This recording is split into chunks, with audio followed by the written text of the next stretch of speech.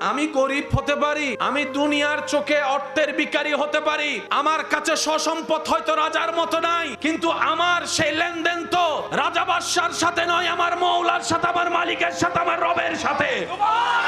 আমার যা দরকার রবের কাছে চাই, আমাকে যা দেয় আমার রবে দেয়। দুনিয়াওয়ালার সাথে আমার লেনদেনের কোনো দরকার। মনে রাখবেন, যার ইয়কিন, যার তাওয়াক্কুল যেমন, তার উপহার পুরস্কারও তেমন। আমরা পাই না কেন? আমাদের রবের তো সব আছে, দোষটা হচ্ছে নিজের আমাদের। সেটা কি? আমাদের ইয়কিনে দুর্বলতা আছে, আমাদের বর্ষার উপর দুর্বলতা আছে, আমাদের ধৈর্যের মধ্যে দুর্বলতা আছে, আমাদের সহ্য করার মধ্যে দুর্বলতা আছে। আমরা অপেক্ষা করতে রাজি না, আমরা অপেক্ষা করতে রাজি না, আমরা অস্থির হতে রাজি, আমরা গালাগালি করতে রাজি, বকা করতে রাজি, ঝগড়া করতে রাজি, মারামারি করতে রাজি, আমরা শান্তি প্রতিষ্ঠাতে কেউ রাজি নাই। কথা বলেন ঠিক কিনা?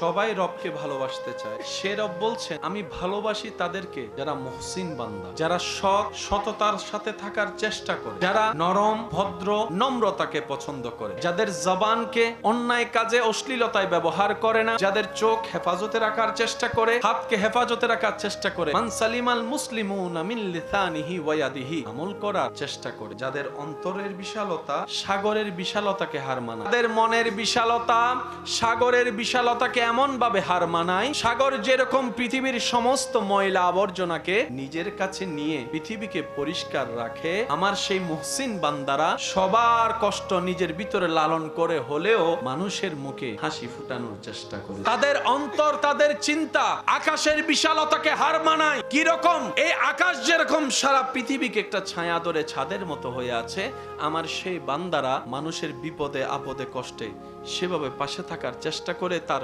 সামর্থ্য অনুযায়ী, তার তৌফিক অনুযায়ী। মুহসিন বান্দা তারা যারা মানুষের পথ চলার রাস্তা সহজ করে দেয়। মুহসিন বান্দা তারা অভাবের পাশে দাঁড়িয়ে অভাব দূর করার চেষ্টা করে। সুবহানাল্লাহ। আমার মুহসিন বান্দা তারা যারা প্রতিশোধ নেওয়ার ক্ষমতা থাকার পরেও আমি রবকে খুশি করার জন্য হাসি মুখে ক্ষমা করে দেয়, মাফ করে দেয়, কোনো দাবি রাখে না। মুহসিন বান্দা তারা যারা নিজের পাশে আত্মীয় স্বজনের খবর রাখে। মুহসিন বান্দা তারা যারা আমি রবের খুশিতে সর্বদা নিজেকে খুশি রাখে। সুবহানাল্লাহ। আমি আল্লাহ সেই ধৈর্যশীল, সহনশীল মুহসিন বান্দাদেরকে আমি আল্লাহ নিজে ভালোবাসি। নামাজ পড়লে শান্তি পায়, নামাজ পড়লে ব্রেনে রিল্যাক্সিং হয়, নামাজ পড়লে শরীরে একটা আলাদা শক্তি হয়, নামাজ পড়লে চিন্তা শক্তির পবিত্রতা আসে, নামাজ পড়লে মন শান্ত হয়, নামাজ পড়লে মনের মধ্যে ভালোবাসা মায়া বেড়ে যায়, নামাজ পড়লে আপনার ঘুমটা ভালো হয়, নামাজ পড়লে খাবার দ্রুত হজম হয়, নামাজ পারফেক্টলি পড়তে জানলে হাঁটু এবং কোমরের যে শারীরিক যে হাড্ডির ব্যথা ওগুলো আস্তে আস্তে নিরাময় হয়, নামাজ পড়লে আপনার ঝগড়া করতে ইচ্ছা করে না, নামাজ পড়লে ক্ষমা করতে ইচ্ছা করে, নামাজ পড়লে মানুষের উপর দয়া করতে ইচ্ছা করে, নামাজ পড়লে অন্যের দোষ গোপন রাখতে ইচ্ছা করে, নামাজ পড়লে নম্র ভদ্র হয়ে চলতে ইচ্ছা করে। অর্থাৎ আল্লাহর পছন্দের গুণ যা, সত্যিকারের ভালোভাবে নামাজ যদি আমরা পড়তে পারি, সব গুণ আমাদের ভিতর দান করে দিবেন। ইন্নাস সালাত তানহা আনিল ফাহশাই ওয়াল মুনকার, ওই নিয়ামত আল্লাহ আমাদের সবাইকে দান করে দিবেন। বলেন সুবহানাল্লাহ। পড়ার দরকার আছে না নাই?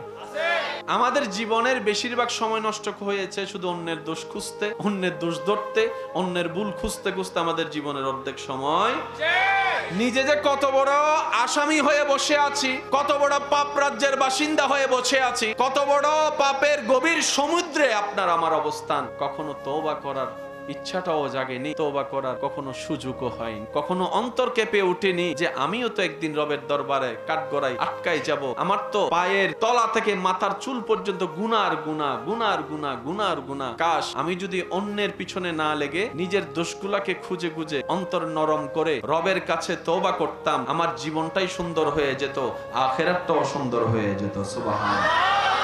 মওলা গো, আমার মা অনেক কষ্ট করে আমাকে পেটে ধারণ করে, আমি যখন পেটে ছিলাম আমার মা ঘুমাতে পারেনি, বমির জ্বালায় খেতে পারেনি, গন্ধ খাবারের, ভালো খাবারের গন্ধ পর্যন্ত সইতে পারেনি আমার মা। আমাকে দুনিয়াতে আলো দেখাতে গিয়ে ভালো করে হাঁটতে বসতে আমার মা পারেনি, রাতের ঘুমকে আমি নষ্ট করে দিয়েছি। আমার মা যখন সারাদিন কাজ করে ক্লান্ত শরীর নিয়ে রাত্রে একটু ঘুমাতে যেত, আমি সন্তান মায়ের পেটে থেকে কিছুক্ষণ ডানে লাথি মেরেছি, কিছুক্ষণ বামে লাথি মেরেছি।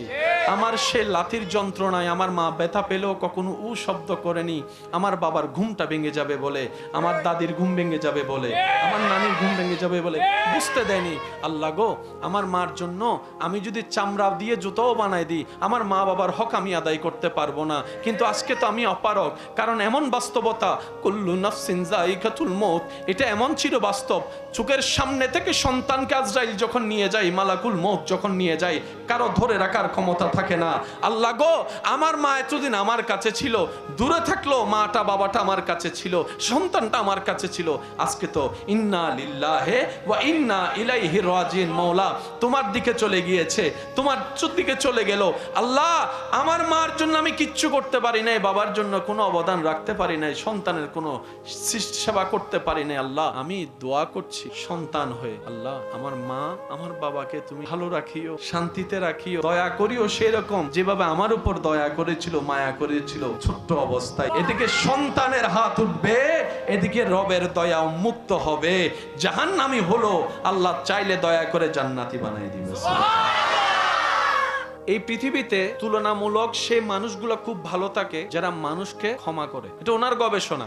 উনি বলছেন ওনার গবেষণায়, যে সমস্ত মানুষ অন্যকে ক্ষমা করে, কারো প্রতি হিংসা রাখে না, কারো প্রতি রাগ রাখে না, অভিমান রাখে না, তুলনামূলকভাবে অন্য মানুষের তুলনায় তাদের শরীর, তাদের ব্রেন, তাদের মেন্টালিটি, তাদের শক্তি অনেকটাই ভালো থাকে। উনি গবেষণা করে পরামর্শ দিলেন, ক্ষমা করে দাও যদি সুস্থ থাকতে চাও, হিংসা করিও না, কারো অন্তরে হিংসা রাখিও না, কারো প্রতি অন্তরে ক্ষমা করে দাও, ছেড়ে দাও, লোভ ছেড়ে দাও, অহংকার ছেড়ে দাও, আমিত্ব ছেড়ে দাও যদি ভালো থাকতে চাও। একই পরামর্শ 1450 বছর আগে নবী রাহমাতুল লিল আলামিন আমাদেরকে দিয়েছেন।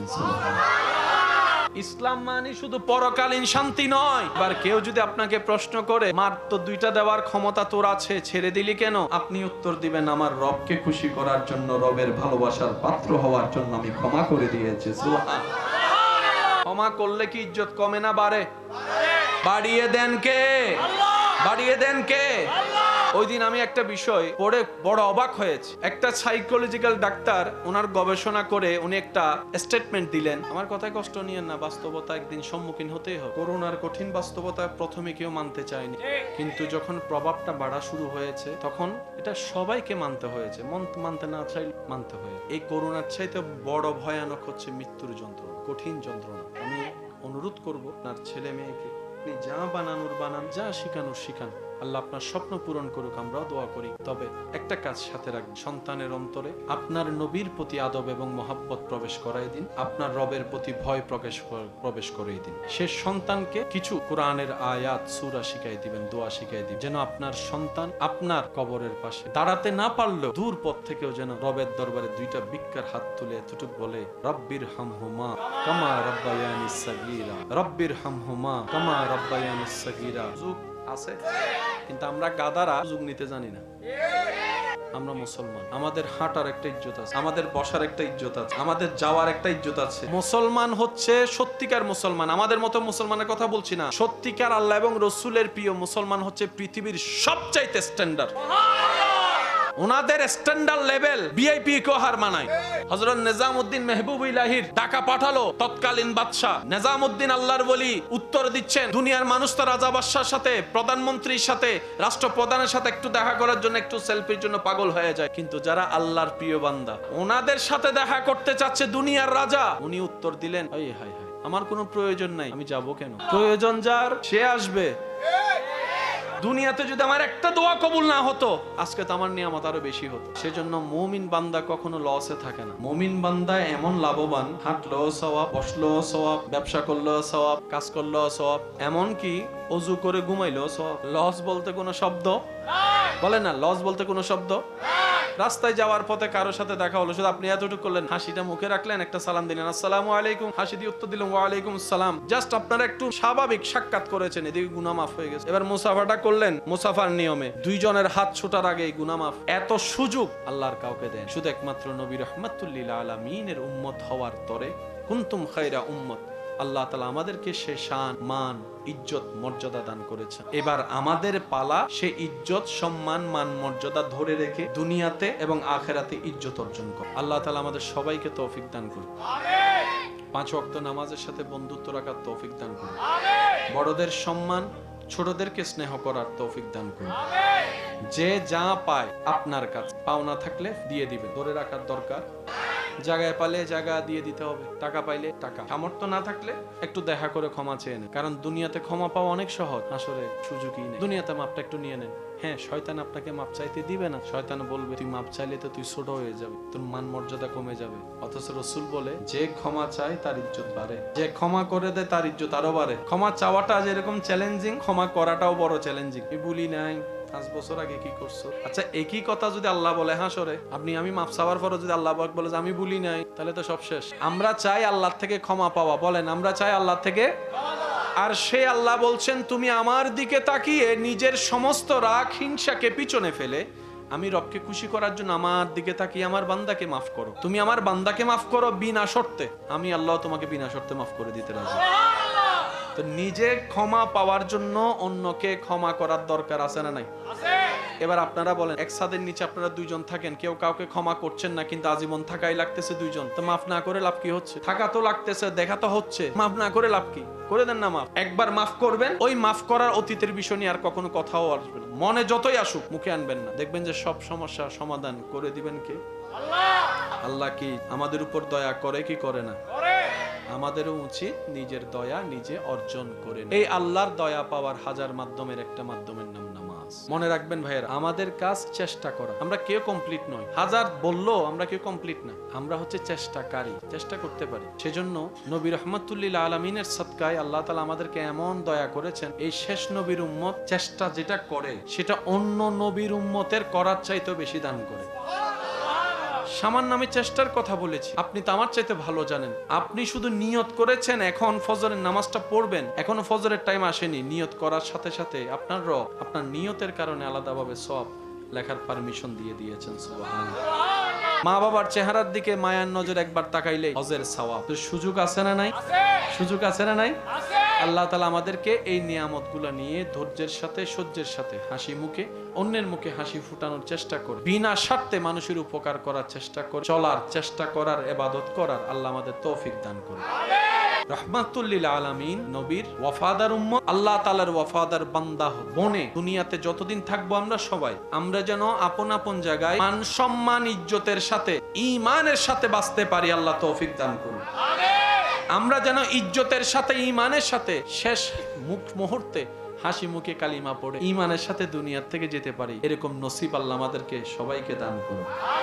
হাশরের ময়দানে আরশের নিচে ছায়া যেন আমাদের ভাগ্যে জুটে, নবী রাহমাতুল্লিল আলামিনের সুপারিশ পাওয়ার যোগ্য যেন আমরা হয়ে যেতে পারি, আল্লাহ আমাদের সেই তৌফিক দান করুক। আল্লাহ তাআলা ইব্রাহিম নবীকে দায়িত্ব দিলেন, তুমি আমার ঘরকে পুনর্নির্মাণ সুন্দর করে কর। এবার আপনারা একটু বলেন, কোন একটা কিছু বানাতে গেলে ইটের দরকার, লোহার দরকার, সিমেন্টের দরকার, মিস্ত্রির দরকার, তারপরে হেল্পারের দরকার, এগুলো জিনিস আনা নেওয়ার জন্য মানুষের দরকার। আল্লাহ যখন ইব্রাহিম নবীকে এই আদেশ দিচ্ছেন, তখন মক্কা নগরীর আশেপাশে কোনো সিমেন্টের দোকান, লোহার দোকান, আরেকটু জোরে, পাথরের দোকান। ইব্রাহিম নবী বলে, আল্লাহ আপনি হুকুম দিয়েছেন, এখানে আর কোনো কথা নাই। কারণ বান্দার কাজ রবের খুশিতে নিজেকে খুশি রাখা, নিজের খুশিতে নিজে খুশি থাকা, এটা বান্দা নয়। রবের হুকুমে, রবের ইচ্ছায়, রবের খুশিকে প্রাধান্য দিয়ে যে নিজে খুশি থাকতে পারে, সেই হচ্ছে আব্দে সোয়ালে, নেককার বান্দা। সুবহানাল্লাহ। যেটা আমরা এখনো পর্যন্ত পরিপূর্ণভাবে কেউ হতে পারি না। যারা হয়েছেন তারা সৌভাগ্যবান। ইব্রাহিম নবী বললেন, আল্লাহ আপনার হুকুম তো আমি মানতে রাজি, ডিউটি করতে রাজি, আল্লাহ জিনিস তো দরকার। রব বলে যে হুকুম যেহেতু আমি দিয়েছি, জিনিসের ব্যবস্থা আমি করে দিব। সচক্ষে কাবা দেখেছেন এমন কেউ এখানে আছেন? পৃথিবীর পাথরে রোদের আলো পড়লে তাপ বেড়ে যায়, হাঁটা যায় না। অনেকে শুক্রবার এখানে নামাজ পড়তে গেলে গরম হয়ে যায়, অনেক সময় মুসল্লি এখানে চলে আসে না। কিন্তু কাবা শরীফের সাথে লাগা ওই পাথর মোবারক গুলা হাজার গরম রোদের ভিতরও কখনো গরম হয়। এই পাথর থেকে এমন একটা ঘ্রাণ বের হয়, যার নাক একবার লেগেছে ওনাকে একটু জিজ্ঞেস করবেন। মানুষ ধাক্কাধাক্কি পছন্দ করে না, মানুষ চাপাচাপি পছন্দ করে না, মানুষ অন্যের ঘামের সাথে লাগা পছন্দ করে না, মানুষ ব্যথা পাওয়া পছন্দ করে না। কিন্তু আশেকের চোখের সামনে যখন ওই কাবা চলে আসে, তখন আর এই খবর থাকে না। হাজার মানুষের ভিতরও প্রতিযোগিতায় লেগে যায়, কাশ এই হাত দিয়ে যদি একবার কাবা ধরতে পারতাম। সুবহানাল্লাহ। সুবহানাল্লাহ। কাশ এই হাতের স্পর্শ যদি একটু কাবা ধরতে পারতাম, গিলাফ ধরতে পারতাম, পিছন থেকে হাজার চাপ আসলো, বুক ভেঙে যাওয়ার চেষ্টা থাকলো, মানুষ কাবায় যখন একবার বুক লাগাই দেয় সেখান থেকে আর ছুটতে চায় না, বলে যে মরলে মরে যাবো। সুবহানাল্লাহ। কাবার আশেপাশে কোনো সিমেন্টের দোকান, লোহার দোকান? ইব্রাহিম নবীকে আল্লাহ পাক বললেন, ইব্রাহিম যা দরকার আমি দিচ্ছি। আল্লাহ তাআলা যা যা দেওয়ার সব দিলেন। এবার বলেন জিনিস আছে না নাই? মিস্ত্রির কাজ করার জন্য একজন কি দরকার? কারণ আশেপাশে তো কোনো মানুষজন। ইব্রাহিম নবী বললেন, আল্লাহ হেল্পার তো একজন লাগে, হেল্পার কই পাবো? রব বলে যে তোমার থেকে তুমি বাছাই করে নাও, তোমার সন্তান তো দুইটা আছে, একজন বাছাই করো। ইব্রাহিম নবী সেই দিন হেল্পার হিসেবে, সহযোগী হিসেবে বাছাই করলেন নবী হযরত ইসমাঈল আলাইহিস সালামকে। মাথায় রাখবেন, মনে রাখবেন, প্রত্যেকটা ঘটনার পিছনেও ঘটনা থাকে, রহস্য ছাড়া কিচ্ছু হয় না। আজকে যে ঘটনাটা আপনার চোখের সামনে ঘটতেছে, মনে রাখবেন এটার পিছনে একটা ইতিহাস আছে। আপনি দেখলেন মা বাবা সন্তানকে জুতা দিয়ে পিটাচ্ছে, এটা হচ্ছে বর্তমান। কি এমন ঘটনা ঘটাইলো যে মারলো, আগে সেটাও তো দেখতে হবে।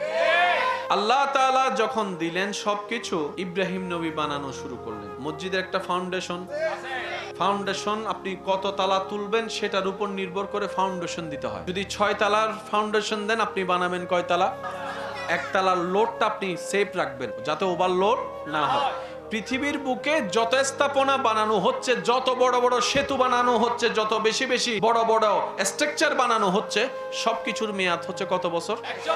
100 বছর পরে সেটা আর মেয়াদে থাকে না। যা টিকলো, যা টিকে না নাই। মনে রাখবেন, জেনে রাখবেন, কাবা এমন একটি ঘর যেখানে কোনো ফাউন্ডেশন নাই। পৃথিবীর একটা নিয়ম হচ্ছে, নিচে যত বেস শক্ত, উপরের জিনিস তত মজবুত থাকে, টিকে থাকে। দেওয়ালের ইট নম্বর আলাদা, সীমানার ইট নম্বর আলাদা। এমনি সীমানার মধ্যে 3 নম্বর ইট দিও, রাস্তার মধ্যে 1 নম্বরের জায়গায় 3 নম্বর দিও, কিন্তু নিজের ঘরে যেটা দেওয়াল দেয় কয় নাম্বার? টাইম কয় বছর? বলেন টাইম কয় বছর?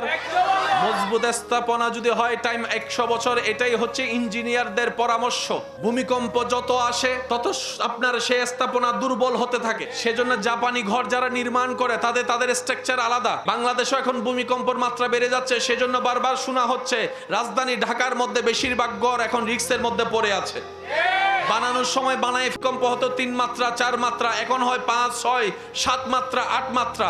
দিন দিন রিস্ক বেড়ে যাচ্ছে। এই পৃথিবীর বুকে কত হাজার ভূমিকম্প হয়েছে, কত কিছুর পরিবর্তন হয়েছে, হাজার হাজার বছর চলে গিয়েছে, কাবা এখনো আপন জায়গায় সসম্মানে দাঁড়িয়ে আছে।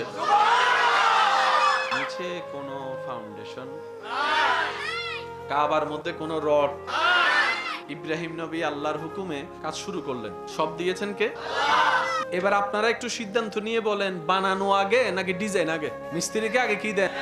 জোরে বলেন। দেন ডিজাইন দেওয়ার পরে তো বানান, না হলে এদিকে জানালা হলো কেন, এদিকে বাইরে হইলে কেন? এটা ডিজাইন অনুযায়ী হয়েছে। তো মিস্ত্রি যেহেতু ইব্রাহিম নবী কাজ করতেছেন, ডিজাইন লাগবে না?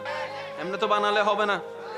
ইব্রাহিম নবী বললেন, আল্লাহ মিস্ত্রিও প্রস্তুত, জিনিসও প্রস্তুত, একটা ডিজাইন তো লাগবে। আল্লাহ ডিজাইন। রব্বুল আলামিন বলে, ওই যে দেখেছো তুমি সপ্তম আসমানে বাইতুল মামুর, পৃথিবীর মধ্যবিন্দু বলা হয় কাবাকে। পৃথিবীকে যদি ম্যাপ করা হয় চতুর্দিকে ঠিক নাভি কাবা, ঠিক কাবা বরাবর উপরে হচ্ছে বাইতুল মামুর। কাবা হচ্ছে মানুষের তাওয়াফের জায়গা, বাইতুল মামুর হচ্ছে ফেরেশতাদের তাওয়াফের জায়গা। সুবহানাল্লাহ।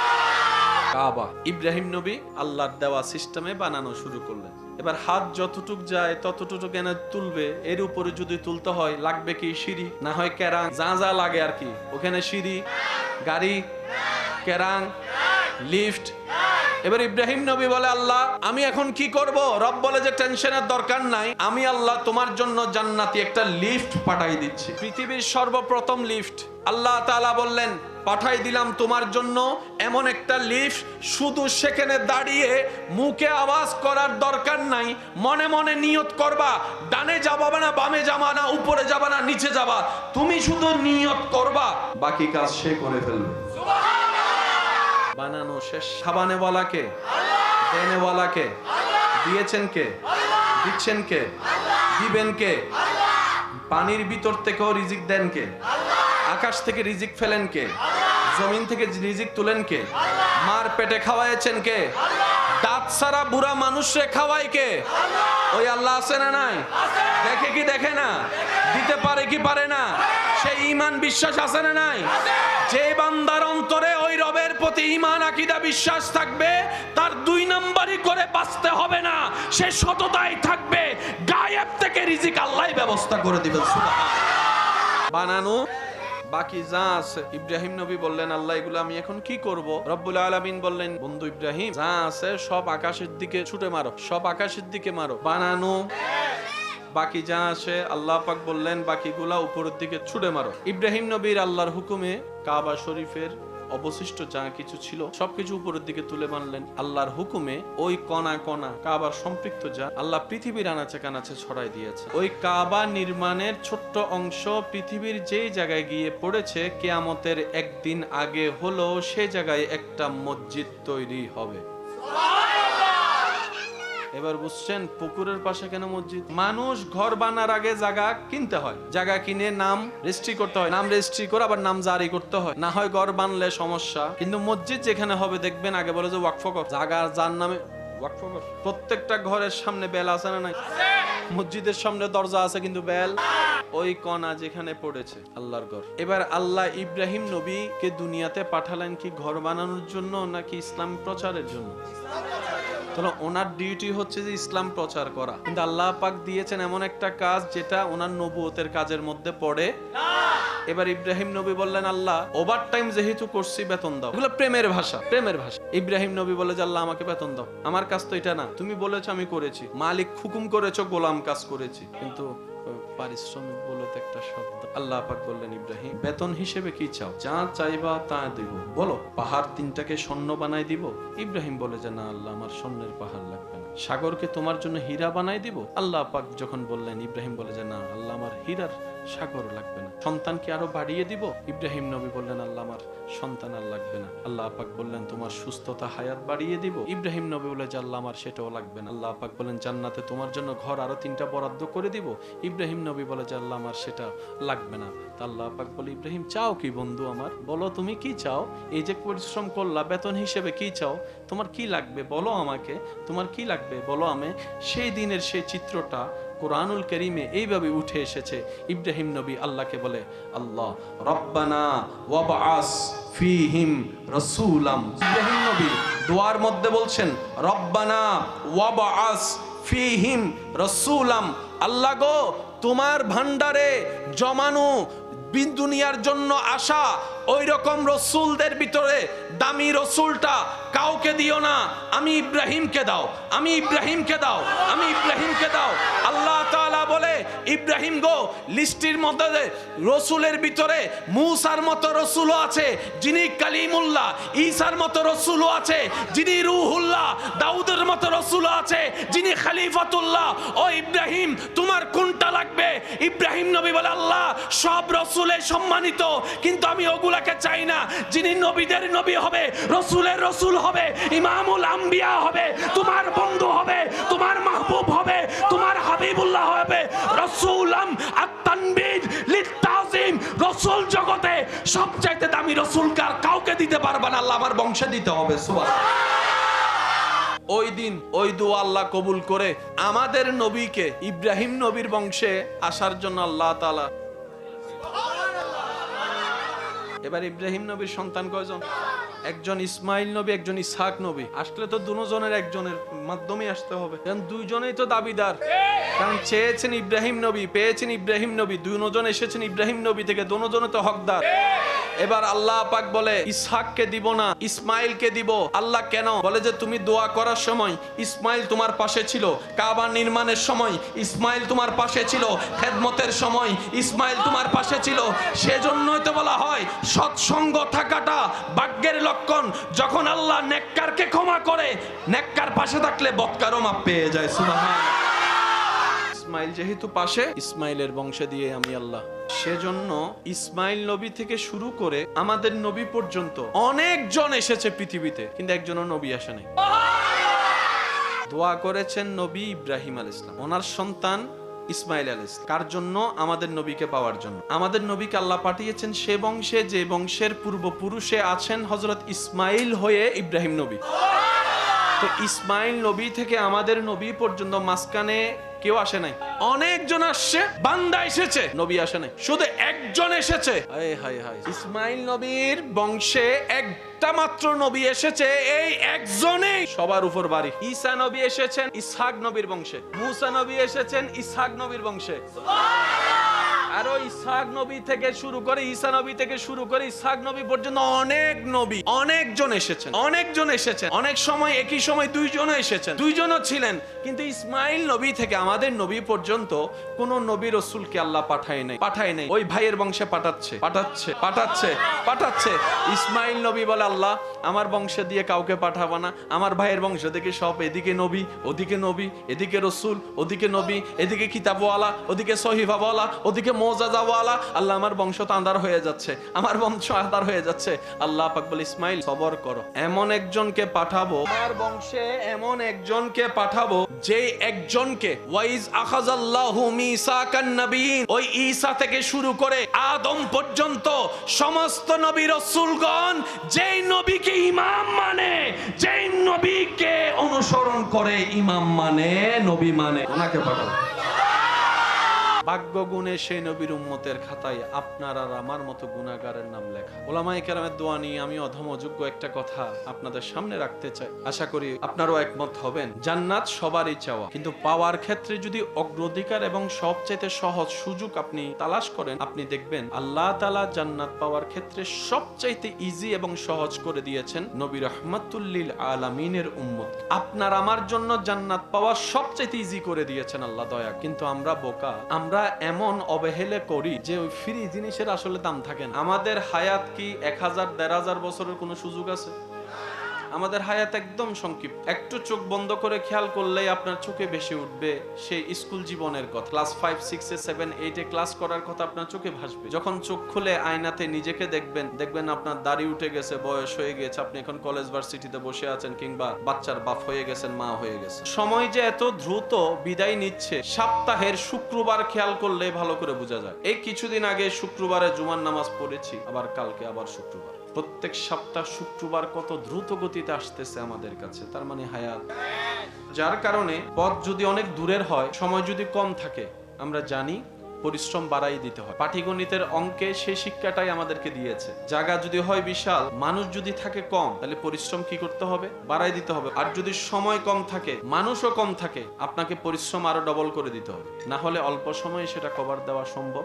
আল্লাহ তাআলা আমাদের সবাইকে দুনিয়াতে পাঠিয়েছেন শুধুমাত্র আখিরাতে ভালো থাকার বাজার করার জন্য। আমরা দুনিয়াতে আসছি বাজার করার জন্য, আখিরাতে দাড়ি পাল্লায় নেকির পাল্লাটা যেন ভারী করতে পারি। তাজরি মিন তাহতিহাল আনহার ওয়ালা জান্নাত যেন আল্লাহ তাআলা আমাদেরকে দেন, ওই ঘরে যেন আমাদের বসবাস হয়। ওই জান্নাতের ঘরে চির সুখ শান্তিতে থাকার জন্য, এই দুনিয়াতে আখিরাতের বাজার করার জন্য এই যে আমাদের আশা, এই আশার মধ্যে আছে জীবনের প্রতিটা ক্ষণে ক্ষণে ভিন্ন ভিন্ন রূপে কিছু কিছু পরীক্ষা, যন্ত্রণা আপনার আমার জন্য অপেক্ষা করছে। এই পৃথিবীতে আমরা যারা আছি কেউ কষ্টের বাইরে নয়, আপন আপন জায়গায় সবাই কষ্টে আছে। এক একজনের কষ্টের ধরন এক এক রকম। কেউ হার্টের রোগে কষ্ট পাচ্ছে, কেউ ডায়াবেটিসের রোগে কষ্ট পাচ্ছে। কষ্টই হয়, কষ্টের ভিন্নতায় সবাই কষ্টের মধ্যে আছে।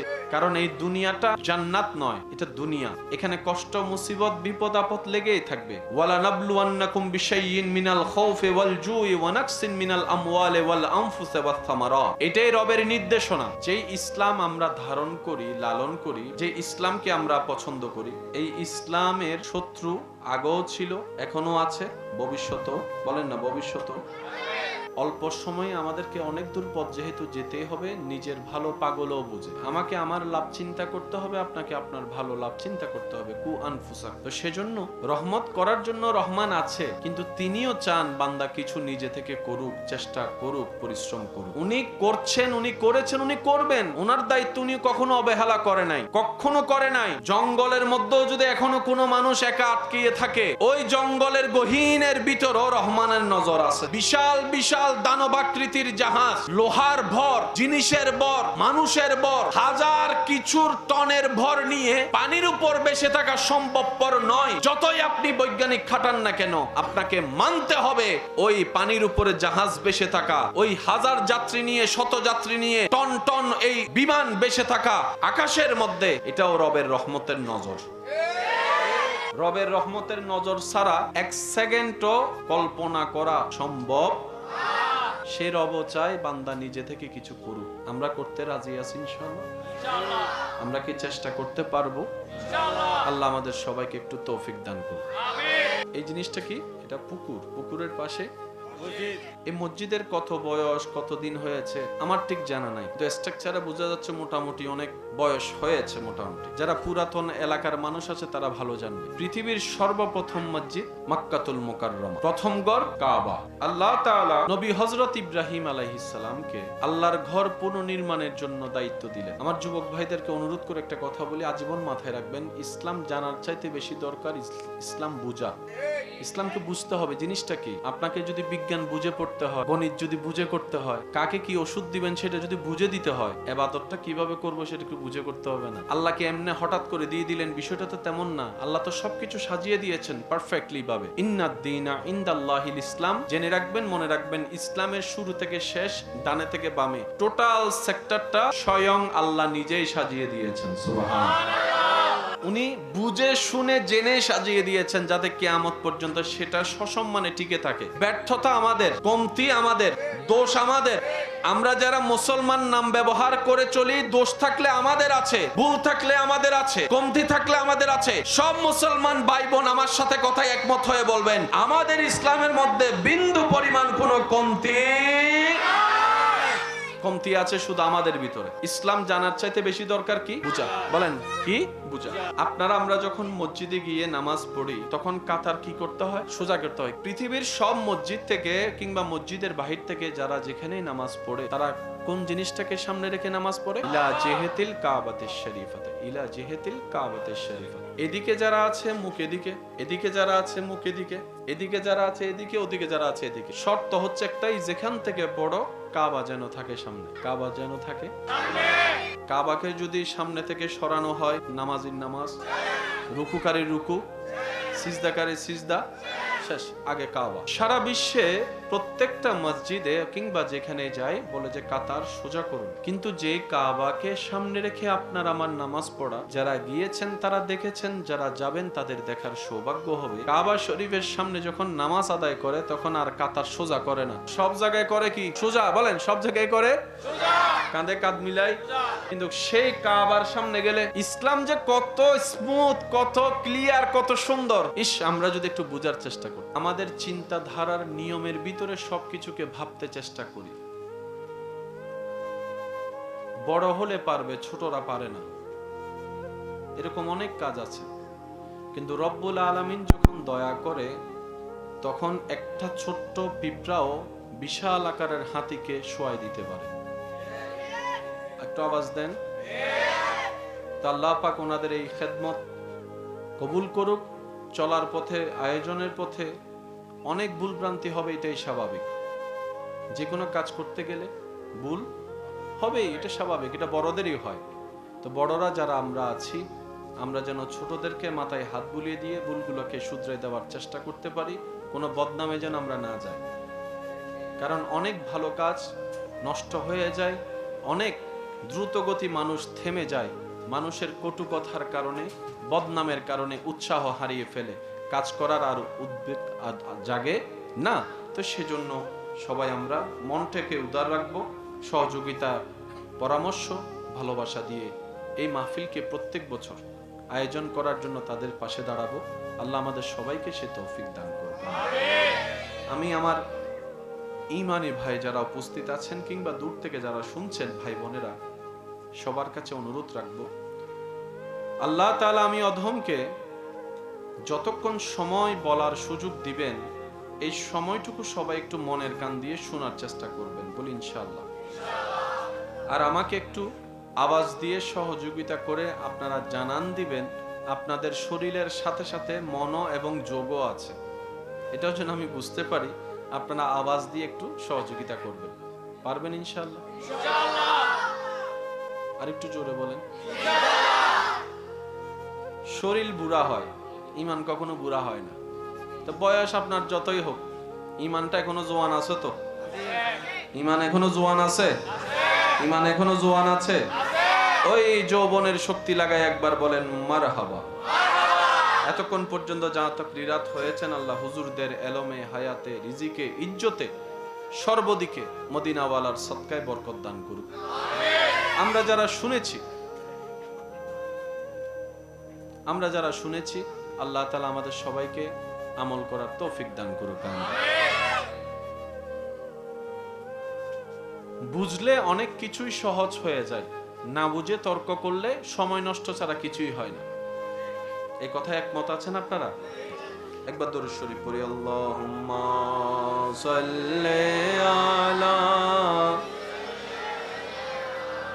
মাওলানা মুহাম্মদ ওয়া আলা আলি সাইয়্যিদিনা মাওলানা। আল্লাহুম্মা সাল্লি আলা মাওলানা মুহাম্মদ ওয়া আলা আলি সাইয়্যিদিনা মাওলানা।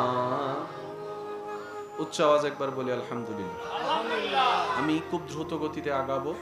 আমি চাইবো আপনারা প্রত্যেকটা শব্দ ক্যাচ করার চেষ্টা করবেন, কারণ যতই স্টিমিট গরম না কেন, বানানোর পরে মাঝে মধ্যে কিছু বাকি থাকে না, কিছু সিমেন্ট বাকি থাকে, কিছু ইট বাকি থাকে। আর তো এন বালা মানুষ, ইন বাকি তাইলে মসজিদের জিনিস হলো গরল লেজে কি নাই বাংলার গড় হার জিনিস হার লইছে দাঁড় করত আর কিন্নি দেন অবদ্দাই নননু কিনেন বেগ গুনে মিলে কিন্নি দে হকিন বেগ গুনের আছে তো তাইলে ইন বেশি রে মসজিদের ফান্ড টিয়ন জমা করি তো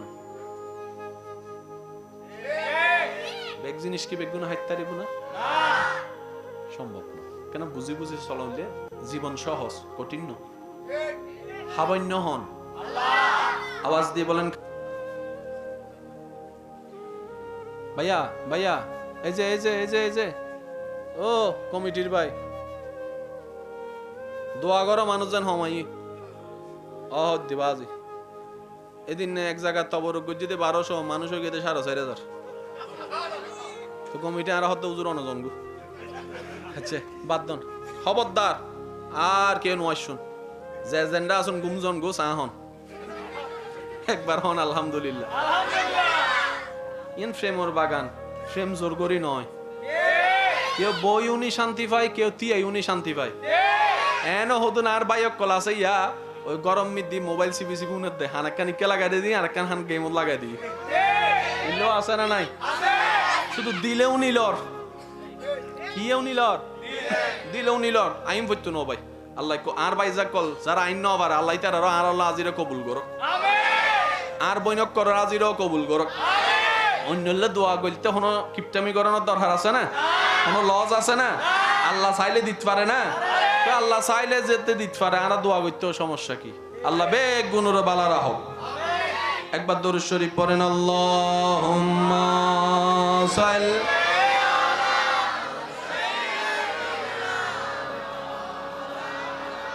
মুহাম্মদ ওয়া আলা আলি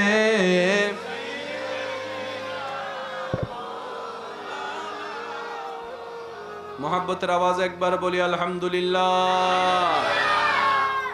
আর সিডেঙ্গে কা হতা আছে হতে যাচ্ছে গেলা মিরে নাই হন আওয়াজ যাচ্ছে গেলা মিরে নাই। কেউ যদি ভালোবাসে কিছু দাও ভাই হাসু না জোর করন ইতে না কিছু মিয়ে ইফাল সত্য না মিথ্যা আপনারাই বলেন কিছু মিয়ে ইফাল ইতে ভাই হাবার ফাল ভাই জিনিস তাহলে জোর করি হাবার দেয়। আবার একই যখন আপনি বড় একটা রেস্টুরেন্টে দিয়ে যাবেন, আপনি 1,500 টাকা দিয়ে কিনে খাবেন, ও যে টেস্টি জিনিস কিন্তু একই। আমি কি বুঝাতে পারছি কথা? আর মানুষের অবস্থা কি দেন দিলে যাচ্ছে গেলা মিডে নাই, যে ডাক্তারে ফ্রি চিকিৎসা করে রুগী টুগি নবাত্ত।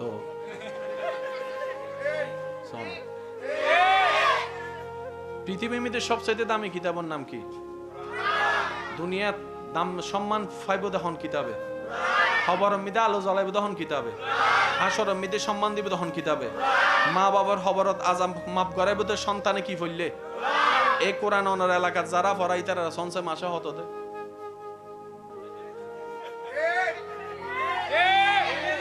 টিয়া বড় জিনিস নয়, সম্মান আনার হতো হইতে। আর জিবে সায়েন্স পড়াই সপ্তাহে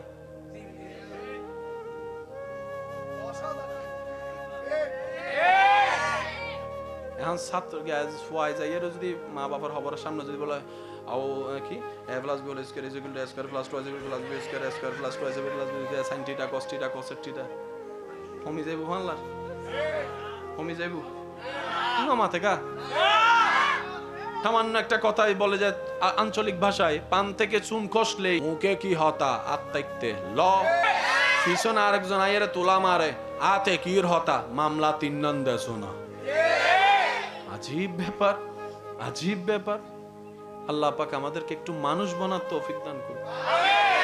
আমি মনে হয় আপনাদেরকে একটু বেশি কষ্ট দিয়ে দিচ্ছি। বিরক্ত লাগছে কোনো? বিরক্ত লাগছে? কত ভালো লাগে আমার নূর নবীর নাম, আরো ভালো লাগে নবীর দরুদ সালাম। কত ভালো লাগে আমার নাম, আরো ভালো লাগে নবীর দরুদ সালাম, নবীর দরুদ সালাম, নবীর সালাম। আল্লাহুম্মা সাল্লি আলা সাইয়্যিদিনা মুহাম্মাদিন, আল্লাহুম্মা সাল্লি আলা সাইয়্যিদিনা মুহাম্মাদিন, আল্লাহুম্মা সাল্লি আলা সাইয়্যিদিনা মুহাম্মাদিন। উচ্চ আওয়াজে একবার বলেন মারহাবা, আরো জোরে বলেন মারহাবা। কবরে হাসরে কি হবে আমার, কবরে কি মুসিবত না পাই যদি, মুসিবত না পাই যদি করুণা তোমার, কবরে কি হবে। আছি গো ডুবে আমি পাপেরি সাগরে, না জানি কি হবে ও পারে হাসরে। আছি গো ডুবে আমি পাপেরি, না জানি কি হবে ও পারে। তোমারি সুপারিশ বিনে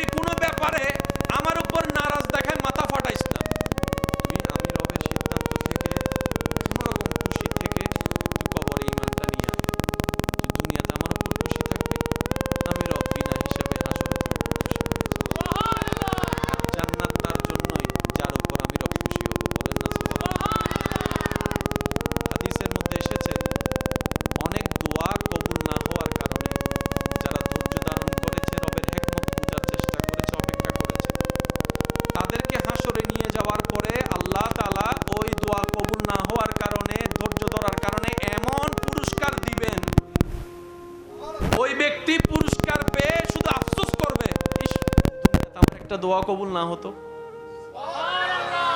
হালিয়ে জুমা আছে না? হয়রা হাত নামাতে আরো জোরে আইবুদে বেগুনের শেষে হই ফেলি আর কেন জোর হ না তো কেন আইবুদে বেগুনোর যাইবুদে বেগুনোর ইতে 5G গুদুত তো স্পিডে জোরে হয় না? খুতবা নুনি না নুনি ও বন্ধুরা হদ্দটা একামত দিলে আর মিস কল দিছে আছে না? ইনকে আর ভাইয়ে গরাত দে না শয়তানে গরাত দে? শয়তানে গরাত দে যা তার ভাইয়ে বুঝছি আর ভাই তো নুসিদল দি ইতে যাতে গুতাইবো আর ভাইয়ের হামল উল্লো শয়তানের গুতুম তো শয়তানের গুতাইবার লোক লাড়ি নলার হন না লাড়ি ন লাগে এ লাড়ি বলদি ধৈর্য মসজিদে যাইরা হদুনে সাইবেন দে ফিলাত তো আয় হোনা তো আয় ফিলাত তো আয় দেওয়াল তো আয় কিরে বদ্দা ইনকা তোর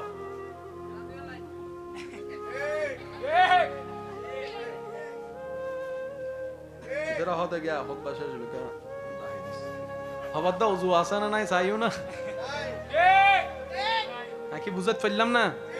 যদি এদুর ঘুমাই যে তুমি ডলি ভরি গিয়ে তোমার খবর নাই তো লজু নাই নাকি বুঝাতে পারলাম না বাজান হতা তোই আর তুন যারা তুন জান্নাতর দরকার আছে মাঝে মধ্যে কেন নিজের জীবনত ব্যারেক লাগানোর দরকার বান্দা চেষ্টা করলে সাহায্য করিব তখনে কেন জোর হন না অনারা মসজিদে আজান দেয় হঠাৎ জুমার আজান 12টা 10-15 আর কি বিশুর ভিতর দি ফেলাই হয় না? এরপরে আরো জোরে আল্লাহ যতক্ষণ দয়া করে তকরির করে না এরপরে খুতবা দেয় না নামাজের বিরতি দিয়ে রে তারপরে খুতবার পরে নামাজ হয় নামাজ পরে বাদ আল জুমা আছে না নাই? বেগিন শেষ করি বাড়িতে বাইতে হয়তো না এই 1 ঘন্টা আল্লাহ দিতে এদিন কিপটেমি হদুনে সাই নজরুল যদি ওয়াইজ করতে কেন দেরি করে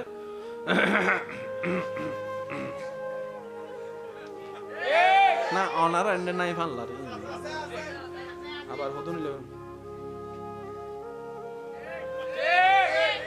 আছে না? সিজদাতুন দামি জিনিস আছে না ভাই? নামাজতুন দামি জিনিস আছে না?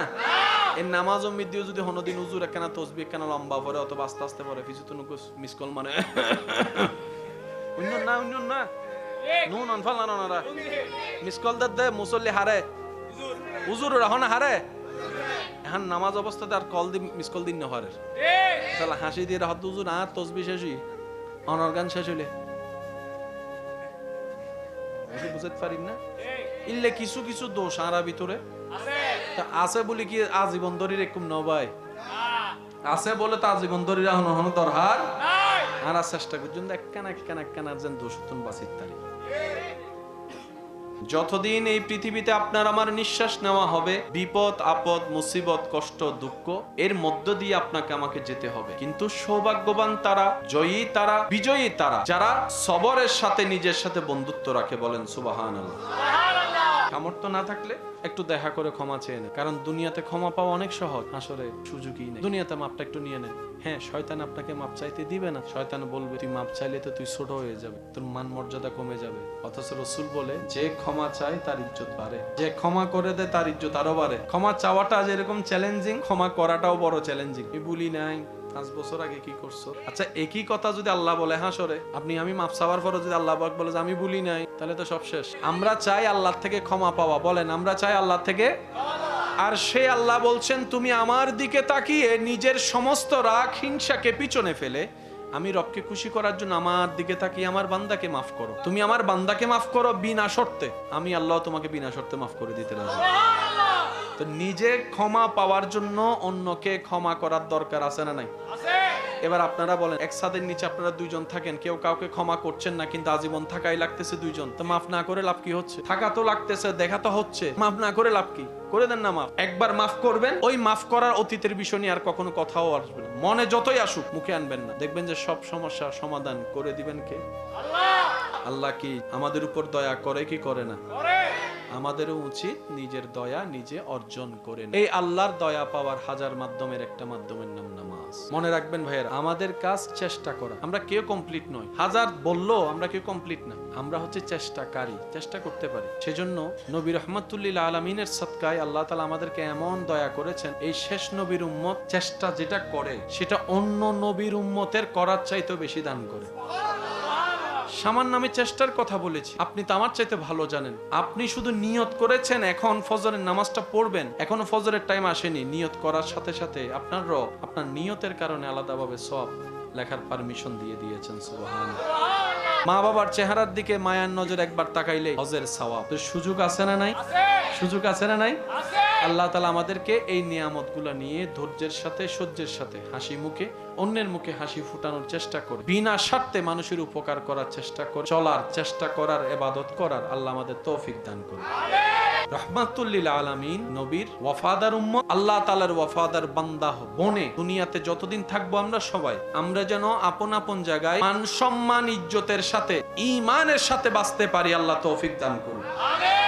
আমরা যেন ইজ্জতের সাথে ঈমানের সাথে শেষ মুহূর্তে হাসি মুখে কালিমা পড়ে ঈমানের সাথে দুনিয়ার থেকে যেতে পারি, এরকম নসিব আল্লাহ আমাদেরকে সবাইকে দান করুন। হাশরের ময়দানে আরশের নিচে ছায়া যেন আমাদের ভাগ্যে জোটে, নবী রহমাতুল্লিল আলামিনের সুপারিশ পাওয়ার যোগ্য যেন আমরা হয়ে যেতে পারি। আল্লাহ আমাদের সেই তৌফিক দান করুক। আল্লাহ তাআলা ইব্রাহিম নবীকে দায়িত্ব দিলেন, তুমি আমার ঘরকে পুনর্নির্মাণ সুন্দর করে কর। এবার আপনারা একটু বলেন, কোন একটা কিছু বানাতে গেলে ইটের দরকার, লোহার দরকার, সিমেন্টের দরকার, মিস্ত্রির দরকার, তারপরে হেল্পারের দরকার, এগুলো জিনিস আনা নেওয়ার জন্য মানুষের দরকার। আল্লাহ যখন ইব্রাহিম নবীকে এই আদেশ দিচ্ছেন, তখন মক্কা নগরীর আশেপাশে কোনো সিমেন্টের দোকান, লোহার দোকান, আরেকটু জোরে, পাথরের দোকান। ইব্রাহিম নবী বলে, আল্লাহ আপনি হুকুম দিয়েছেন, এখানে আর কোনো কথা নাই। কারণ বান্দার কাজ রবের খুশিতে নিজেকে খুশি রাখা, নিজের খুশিতে নিজে খুশি থাকা, এটা বান্দা নয়। রবের হুকুমে, রবের ইচ্ছায়, রবের খুশিকে প্রাধান্য দিয়ে যে নিজে খুশি থাকতে পারে, সেই হচ্ছে আব্দে সোয়ালে, নেককার বান্দা। সুবহানাল্লাহ। যেটা আমরা এখনো পর্যন্ত পরিপূর্ণভাবে কেউ হতে পারি।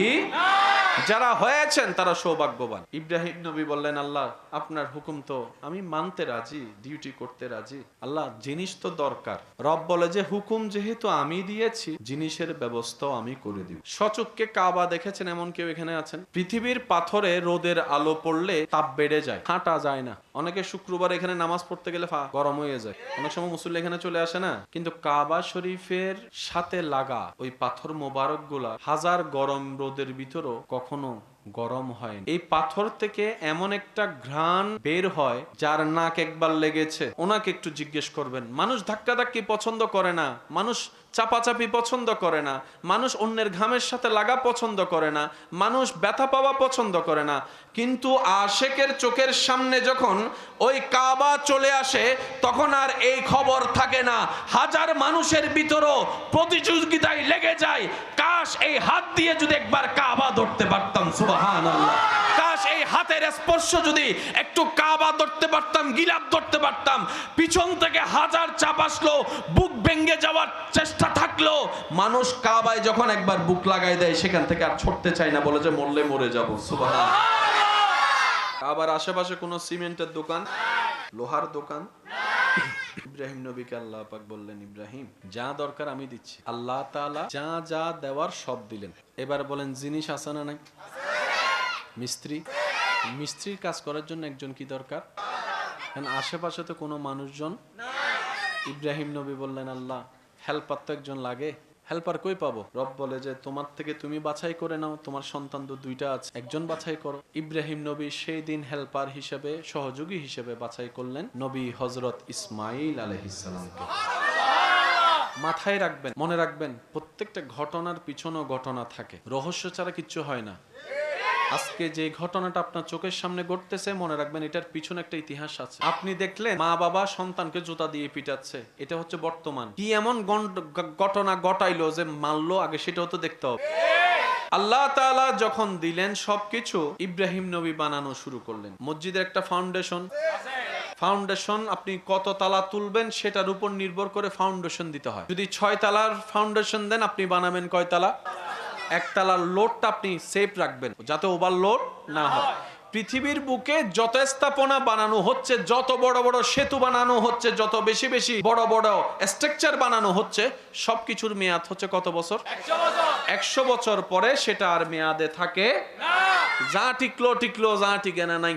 মনে রাখবেন, জেনে রাখবেন, কাবা এমন একটি ঘর যেখানে কোনো ফাউন্ডেশন নাই। পৃথিবীর একটা নিয়ম হচ্ছে, নিচে যত বেস শক্ত, উপরের জিনিস তত মজবুত থাকে, টিকে থাকে। দেওয়ালের ইট নম্বর আলাদা, সীমানার ইট নম্বর আলাদা। এমনি সীমানার মধ্যে 3 নম্বর ইট দিও, রাস্তার মধ্যে 1 নম্বরের জায়গায় 3 নম্বর দিও, কিন্তু নিজের ঘরে যেটা দেওয়াল দেয় কয় নাম্বার? টাইম কয় বছর? বলেন, টাইম কয় বছর? মজবুত স্থাপনা যদি হয় টাইম 100 বছর। এটাই হচ্ছে ইঞ্জিনিয়ারদের পরামর্শ। ভূমিকম্প যত আসে তত আপনার সেই স্থাপনা দুর্বল হতে থাকে। সেজন্য জাপানি ঘর যারা নির্মাণ করে তাদের স্ট্রাকচার আলাদা। বাংলাদেশও এখন ভূমিকম্পের মাত্রা বেড়ে যাচ্ছে, সেজন্য বারবার শোনা হচ্ছে রাজধানী ঢাকার মধ্যে বেশিরভাগ ঘর এখন রিস্কের মধ্যে পড়ে আছে। বানানোর সময় বানায় ভূমিকম্প হতো 3 মাত্রা 4 মাত্রা, এখন হয় 5 6 7 মাত্রা 8 মাত্রা। দিন দিন রিস্ক বেড়ে যাচ্ছে। এই পৃথিবীর বুকে কত হাজার ভূমিকম্প হয়েছে, কত কিছুর পরিবর্তন হয়েছে, হাজার হাজার বছর চলে গিয়েছে, কাবা এখনো আপন জায়গায় সসম্মানে দাঁড়িয়ে আছে। নিচে কোনো ফাউন্ডেশন নাই, কাবার মধ্যে কোনো রড। ইব্রাহিম নবী আল্লাহর হুকুমে কাজ শুরু করলেন। সব দিয়েছেন কে? এবার আপনারা একটু সিদ্ধান্ত নিয়ে বলেন, বানানো আগে নাকি ডিজাইন আগে? মিস্ত্রিকে আগে কি দেন? জোরে বলেন, দেন ডিজাইন। দেওয়ার পরেই তো বানান, না হলে এদিকে জানালা হলো কেন, এদিকে বাইরে হইলে কেন? ডিজাইন অনুযায়ী হয়েছে। তো মিস্ত্রি যেহেতু ইব্রাহিম নবী কাজ করতেছেন, ডিজাইন লাগবে না? এমনি তো বানালে হবে না। ইব্রাহিম নবী বললেন, আল্লাহ মিস্ত্রিও প্রস্তুত, জিনিসও প্রস্তুত, একটা ডিজাইন তো লাগবে। আল্লাহ ডিজাইন। রব্বুল আলামিন বলে, ওই যে দেখেছো তুমি সপ্তম আসমানে বাইতুল মামুর, পৃথিবীর মধ্যবিন্দু বলা হয় কাবাকে। পৃথিবীকে যদি ম্যাপ করা হয় চতুর্দিকে ঠিক নাবি কাবা, ঠিক কাবা বরাবর উপরে হচ্ছে বাইতুল মামুর। কাবা হচ্ছে মানুষের তাওয়াফের জায়গা, বাইতুল মামুর হচ্ছে ফেরেশতাদের তাওয়াফের জায়গা। সুবহানাল্লাহ। কাবা ইব্রাহিম নবী আল্লাহর দেওয়া সিস্টেমে বানানো শুরু করলেন। এবার হাত যতটুক যায় ততটুকু কেন তুলবে, এর উপরে যদি তুলতে হয় লাগবে কি সিঁড়ি, না হয় কেরাং, যা যা লাগে আর কি। ওখানে সিঁড়ি, গাড়ি, কেরাং, লিফট। এবার ইব্রাহিম নবী বলে, আল্লাহ আমি এখন কি করব? রব বলে যে টেনশনের দরকার নাই, আমি আল্লাহ তোমার জন্য জান্নাতি একটা লিফট পাঠাই দিচ্ছি। পৃথিবীর সর্বপ্রথম লিফট আল্লাহ তাআলা বললেন, পাঠাই দিলাম তোমার জন্য এমন একটা লিফট, শুধু সেখানে দাঁড়িয়ে মুখে আওয়াজ করার দরকার নাই, মনে মনে নিয়ত করবা, ডানে যাবা না, বামে যাবা না, উপরে যাবা না, নিচে যাবা, তুমি শুধু নিয়ত করবা, বাকি কাজ সে করে ফেলবে। সুবহানাল্লাহ। বানানো শেষ। খাবানে ওয়ালা কে? আল্লাহ। দেনে ওয়ালা কে? আল্লাহ। দিয়েছেন কে? আল্লাহ। দিচ্ছেন কে? আল্লাহ। দিবেন কে? আল্লাহ। পানির ভিতর থেকেও রিজিক দেন কে? আল্লাহ। আকাশ থেকে রিজিক ফেলেন কে? আল্লাহ। জমিন থেকে রিজিক তুলেন কে? আল্লাহ। মার পেটে খাওয়াইছেন কে? আল্লাহ। দাঁত সারা বুড়া মানুষে খাওয়ায় কে? আল্লাহ। ওই আল্লাহ আছে না নাই? আছে। দেখে কি দেখে না? দিতে পারে কি পারে না? সেই ঈমান বিশ্বাস আছে না নাই? আছে। যে বান্দার অন্তরে ওই রবের প্রতি ঈমান আকীদা বিশ্বাস থাকবে, তার 2 নম্বরই করে বাঁচতে হবে না, সে সততায় থাকবে, গায়েব থেকে রিজিক আল্লাহই ব্যবস্থা করে দিবেন। সুবহানাল্লাহ। বানানো বাকি যা আছে। ইব্রাহিম নবী বললেন, আল্লাহ এগুলো আমি এখন কি করব? রব্বুল আলামিন বললেন, বন্ধু ইব্রাহিম যা আছে সব আকাশের দিকে ছুটে মারো, সব আকাশের দিকে মারো। বানানো বাকি যা আসে আল্লাহ পাক বললেন বাকিগুলা উপরের দিকে ছুটে মারো। ইব্রাহিম নবীর আল্লাহর হুকুমে কাবা শরীফের অবশিষ্ট যা কিছু ছিল সবকিছু উপরের দিকে তুলে মারলেন। আল্লাহর হুকুমে ওই কণা কণা কাবার সম্পৃক্ত যা আল্লাহ পৃথিবীর আনাচে কানাচে ছড়াই দিয়েছে। ওই কাবা নির্মাণের ছোট্ট অংশ পৃথিবীর যেই জায়গায় গিয়ে পড়েছে, কিয়ামতের একদিন আগে হলো সে জায়গায় একটা মসজিদ তৈরি হবে। এবার বুঝছেন পুকুরের পাশে কেন মসজিদ? মানুষ ঘর বানার আগে জায়গা কিনতে হয়, জায়গা কিনে নাম রেজিস্ট্রি করতে হয়, নাম রেজিস্ট্রি করে আবার নাম জারি করতে হয়, না হয় ঘর বানলে সমস্যা। কিন্তু মসজিদ যেখানে হবে দেখবেন আগে বলে যে ওয়াকফ কর, জায়গা যার নামে ওয়াকফ কর। প্রত্যেকটা ঘরের সামনে বেল আছে না নাই? মসজিদের সামনে দরজা আছে কিন্তু বেল, ওই কণা যেখানে পড়েছে আল্লাহর ঘর। এবার আল্লাহ ইব্রাহিম নবীকে দুনিয়াতে পাঠালেন কি ঘর বানানোর জন্য নাকি ইসলাম প্রচারের জন্য? তাহলে ওনার ডিউটি হচ্ছে যে ইসলাম প্রচার করা, কিন্তু আল্লাহ পাক দিয়েছেন এমন একটা কাজ যেটা ওনার নবুয়তের কাজের মধ্যে পড়ে না। এবার ইব্রাহিম নবী বললেন, আল্লাহ ওভার টাইম যেহেতু করছি বেতন দাও। এগুলো প্রেমের ভাষা, প্রেমের ভাষা। ইব্রাহিম নবী বলে যে আল্লাহ আমাকে বেতন দাও, আমার কাজ তো এটা না, তুমি বলেছো আমি করেছি, মালিক হুকুম করেছো গোলাম কাজ করেছি, কিন্তু পারিশ্রমিক বলো তো একটা শব্দ। আল্লাহ পাক বললেন, ইব্রাহিম বেতন হিসেবে কি চাও? যা চাইবা তা দিব, বলো। পাহাড় 3টাকে স্বর্ণ বানাই দিব? ইব্রাহিম বলে যে না আল্লাহ, আমার স্বর্ণের পাহাড় লাগবে না। সাগরকে তোমার জন্য হীরা বানাই দিব? আল্লাহ পাক যখন বললেন, ইব্রাহিম বলে যে না আল্লাহ, আমার হীরার সাগর লাগবে না। সন্তানকে আরো বাড়িয়ে দিব? ইব্রাহিম নবী বললেন, আল্লাহ আমার সন্তান আর লাগবে না। আল্লাহ পাক বললেন, তোমার সুস্থতা হায়াত বাড়িয়ে দিব? ইব্রাহিম নবী বলে যে আল্লাহ আমার সেটাও লাগবে না। আল্লাহ পাক বললেন, জান্নাতে তোমার জন্য ঘর আরো 3টা বরাদ্দ করে দিব? ইব্রাহিম নবী বলে যে আল্লাহ আমার সেটা লাগবে না। আল্লাহ পাক বলে, ইব্রাহিম চাও কি বন্ধু আমার, বলো তুমি কি চাও? এই যে পরিশ্রম করলা বেতন হিসেবে কি চাও? তোমার কি লাগবে বলো আমাকে, তোমার কি লাগবে বলো। আমি সেই দিনের সেই চিত্রটা কোরআনুল কারীমে এইভাবে উঠে এসেছে। ইব্রাহিম নবী আল্লাহকে বলে, আল্লাহ রব্বানা ওয়াবআস ফীহিম রাসূলাম। ইব্রাহিম নবী দোয়ার মধ্যে বলছেন, রব্বানা ওয়াবআস ফীহিম রাসূলাম। আল্লাহ গো, তোমার ভান্ডারে জমানো দুনিয়ার জন্য আসা ওই রকম রসুলদের ভিতরে দামি রসুলটা কাউকে দিও না, আমি ইব্রাহিমকে দাও, আমি ইব্রাহিমকে দাও, আমি ইব্রাহিমকে দাও। আল্লাহ তাআলা বলে, ইব্রাহিম গো, লিস্টির মধ্যে রসুলের ভিতরে মূসার মতো রসুলও আছে যিনি কালিমুল্লাহ, ঈসার মতো রসুলও আছে যিনি রূহুল্লাহ, দাউদের মতো রসুলও আছে যিনি খলিফাতুল্লাহ। ও ইব্রাহিম, তোমার কোনটা লাগবে? ইব্রাহিম নবী বলে, আল্লাহ সব রসুলের সম্মানিত, কিন্তু আমি ওগুলাকে চাই না। যিনি নবীদের নবী হবে, রসুলের রসুল হবে, ইমামুল আম্বিয়া হবে, তোমার বন্ধু হবে, তোমার মাহবুব হবে, তোমার হাবিবুল্লাহ হবে। রসুলাম আত-তানবীর লিত-তাযীম, রসুল জগতে সবচাইতে দামি রসুল কাউকে দিতে পারবে না, আল্লাহ আমার বংশে দিতে হবে। সুবহানাল্লাহ।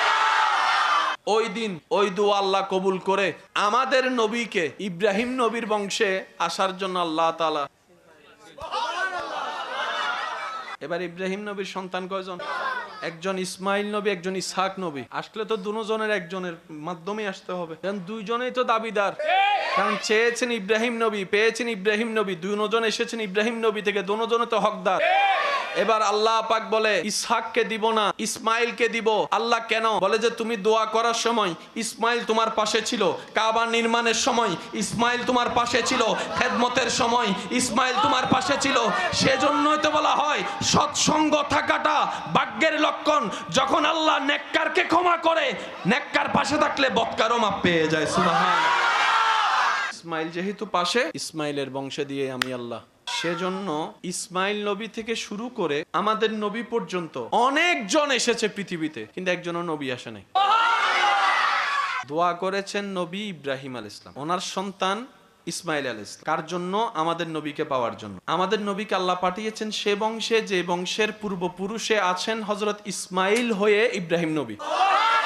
তো ইসমাইল নবী থেকে আমাদের নবী পর্যন্ত মাঝখানে কেউ আসে নাই, অনেকজন আসছে। বান্দা এসেছে, নবী আসে নাই, শুধু একজন এসেছে। হায় হায় হায়, ইসমাইল নবীর বংশে একটা মাত্র নবী এসেছে, এই একজনেই সবার উপর বাড়ি। ঈসা নবী এসেছেন ইসহাক নবীর বংশে, মুসা নবী এসেছেন ইসহাক নবীর বংশে।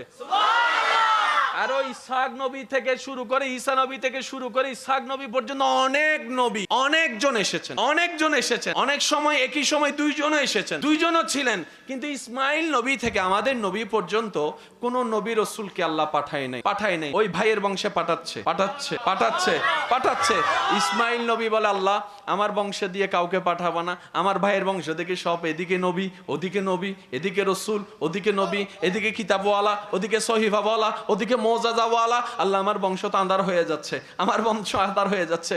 আল্লাহ পাক বলে, ইসমাইল সবর করো, এমন একজনকে পাঠাবো, আমার বংশে এমন একজনকে পাঠাবো যেই একজনকে ওয়াইজ আখাযাল্লাহু মিসাকান নাবিয়িন, ওই ঈসা থেকে শুরু করে আদম পর্যন্ত সমস্ত নবী রাসূলগণ যেই নবীকে ইমাম মানে, যেই নবীকে অনুসরণ করে ইমাম মানে, নবী মানে, ওনাকে পাঠাবো।